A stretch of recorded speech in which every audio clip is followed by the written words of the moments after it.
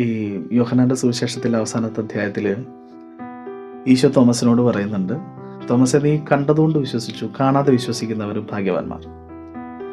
യൗസപിതാവിനെ പറ്റി ഇങ്ങനെ ധ്യാനിക്കാൻ തുടങ്ങിയപ്പോൾ മനസ്സിലേക്ക് കടന്നു വന്ന ഒരു വചനം അതാണ്.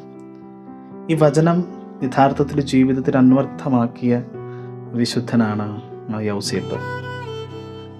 ഒരു സ്വപ്നത്തിൻ്റെ പിന്നാലെ പോകുന്ന ഒരു മനുഷ്യൻ, അതൊരു തോന്നലായി, ഒരു പഴക്കിണാവായി തള്ളിക്കളയാവുന്ന ഇത്തരത്തിലുള്ള സ്വപ്നങ്ങളെ ദൈവത്തിൻ്റെ ഹിതാണെന്ന് തിരിച്ചറിഞ്ഞ് ആ സ്വപ്നത്തിൻ്റെ പിന്നാലെ സഞ്ചരിക്കുന്ന യൗസേപ്പ് എപ്പോഴും ഒരു അത്ഭുതമാണ് എന്നാണ് എനിക്ക് തോന്നിയിട്ടുള്ളത്.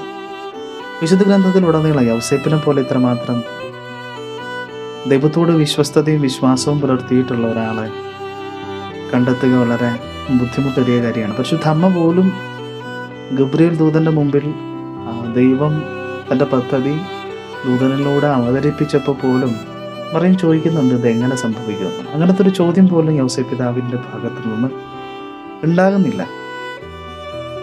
ഉറങ്ങുന്നു, സ്വപ്നം കാണുന്നു, എഴുന്നേൽക്കുന്നു, അത് പ്രവർത്തിക്കുന്നു.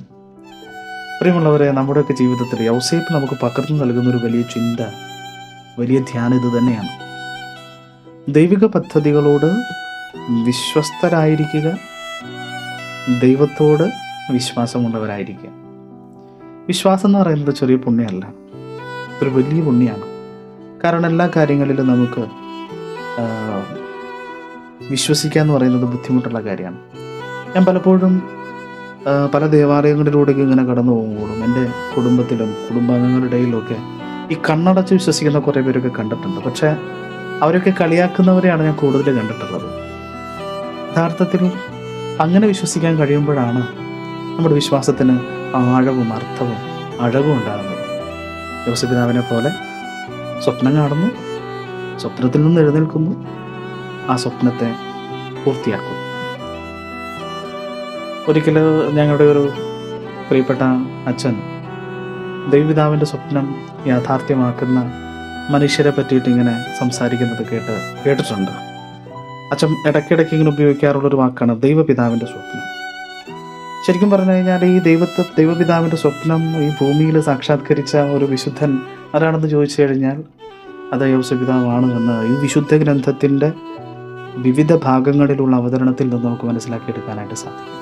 പ്രിയമുള്ളവരെ, യൗസേപ്പിതാവിൻ്റെ തിരുനാൾ നമ്മൾ ആഘോഷിക്കുമ്പോൾ യൗസേപ്പിനെ പോലെ വിശ്വാസവും വിശ്വസ്തതയും ഉള്ളവരായിരിക്കാനായിട്ട് നമുക്ക് ശ്രമിക്കാം. ഈശോ തോമസിനോട് പറഞ്ഞതുപോലെ, നീ കണ്ടതുകൊണ്ട് വിശ്വസിച്ചു, കാണാതെ വിശ്വസിക്കുന്നവർ ഭാഗ്യവാന്മാർ.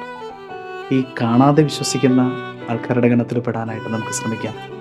യൗസേപ്പിതാവിൻ്റെ മാതൃകയും യൗസേപ്പിതാവിൻ്റെ ജീവിതവും നമ്മളെ ആ ഒരു വിശ്വാസത്തിൻ്റെ ആഴത്തിലേക്ക് നയിക്കട്ടെ.